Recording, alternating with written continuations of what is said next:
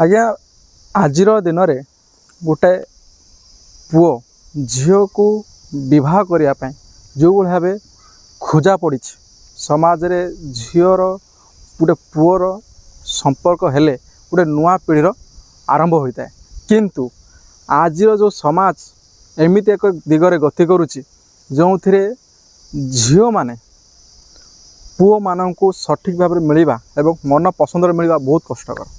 मुझे कहूँ बंधु मैंने कॉलेज पढ़ा झील हो बा अंडर बा पाठ पढ़ू नथिबा झील हो बर्तमान समस्त पाखरे मोबाइल धारा आसी पहुँच सारी समस्ते इंस्टाग्राम फेसबुक एवं यूट्यूब रे लगी पड़ सारे। गोटे कथा ये प्रश्न उठे जी मोबाइल धरी ता पाखरे गोटाए गोटाए बॉयफ्रेंड रही भी प्रश्न उठू यही समस्त भीतर लालसा थाए यौवनिकार गोटे परिभाषा सृष्टि होता है।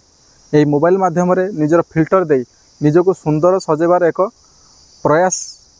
मन को आसी थाए एवं यह द्वारा निजक देखे हबार एवं निजक अन्य पाखरे समर्पित देवार भावना भी मन को उत्फुल्ल करता है। तो ता द्वारा अनेक किछि झील बापा माँ का आदर्श थिले ता परे भी से बाट बाउला होता कारण समाजर रीतिनीति एक एमती एक अवस्था गति करुच्ची जो रास्ता वर्तमान आमको बा झील मान हो बा पुओ माने विपद पथ दे गति कर कारण ए फिल्टर जमाना आमको एक अंध दुनिया रे आलोक खोजिला भली एक व्यवस्था कर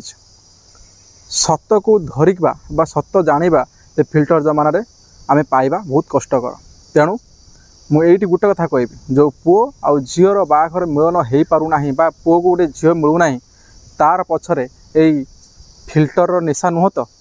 कारण ये फिल्टर नथिले बोध हुए बहुत झील गोटे पुओ को ग्रहण करने को भल पाता बा पसंद करने को भल पाता जेहेतु कौन पुओ फिल्टर आसी पारुनी तो ताकू से पसंद नापसंद करने को बाध्य होउछि।